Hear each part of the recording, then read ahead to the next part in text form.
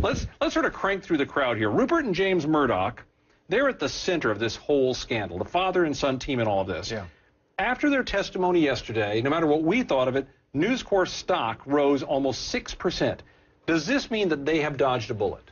Not necessarily. I mean, there are a number of reasons why the stock may go up, and one might be that you think that actually Rupert looked so unwell, so old, that even the Wall Street Journal led a page saying, age of proprietor now an issue, that actually it might be that they think they're going to dump the British papers, which don't make much money, and actually the corporate governance of this company may get better.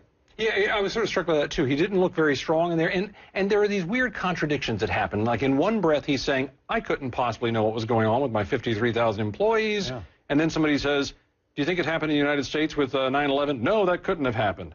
Well, you just said you don't know. It is the Pakistani military defense, isn't it? We didn't know that bin Laden was there, or we did know, but we didn't do anything about it. I mean, you can't have it both ways. Yeah, exactly. Let's turn to David Cameron. He had an effective appearance in Parliament today. It looked like. Is the worst behind him? Certainly not, because we've got a whole year's worth of judicial inquiry, all of which will keep this alive. And then we've also got the police investigation. 8,000 people were hacked. All of those are going to bring out... We've only heard about like a couple 170. So 170 have been told they were hacked. All the rest of them, for all I know, you and me, were hacked. We don't know yet. And so this is a running sore. And what he's come off is rather like Rupert Murdoch, someone who just didn't quite know what was going on. But this is the traditional defense, though, isn't it, always? The people at the top always say, I want all the credit for everything that goes right in my company. When something goes wrong, well, I don't know what those little people were doing. Yeah, but what he did, imagine if the President of the United States hired a disgraced newspaper tabloid editor to be his press spokesman. That's what he did. And that shows someone who's got very poor judgment when it comes to personalities, which makes you wonder, all the cabinet people that he appointed, how good were they? I mean, so he's got a lot of hurdles in front of him, you think? Yeah, I think that actually, the Labour leader could have, if he'd wanted, put the stiletto in today, and he didn't do it. I just wonder whether actually they think that they're better off, the Labour Party are better off, having Cameron there and weak and damaged goods than to finish him off. Oh, I get very Machiavellian. Let's move deeper into the weeds here. Rebecca Brooks, she defended News Corp in her testimony yesterday, saying the company acted quickly and decisively in the phone hacking scandal, but she's been arrested by British police. So how did she do? She looked pretty shifty to me at all of the Commons hearing evidence yesterday. I didn't quite believe a word that she said. What's more, the quote you just said is plainly not true, because she didn't cure it early. As we know, News International senior executives, who could it be apart from Rebecca Brooks, stood in the way of the police investigation, did everything to ensure that it was killed off early in 2007. What about Andy Coulson, Cameron's former chief press officer and News of the World editor? He was arrested earlier this month, too. So we brought him, we talked about the impact on Cameron. Now, did Cameron throw him under the double-decker bus, or? He tried to, but I suppose that Coulson is in a position to actually dump all of the News Corp people in if he wants to.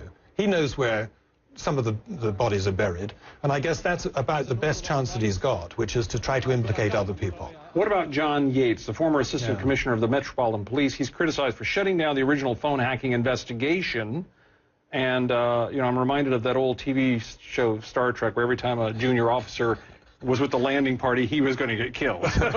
So what's the deal for him? There has to be a fall guy. I guess he's the most obvious fall guy. On the other hand, I think that he was a roughly honest cop. The reason that he closed down was, as he expressed, was the fact that the News International executives prevented him from doing it. Now, of course, what he should have done is to press on.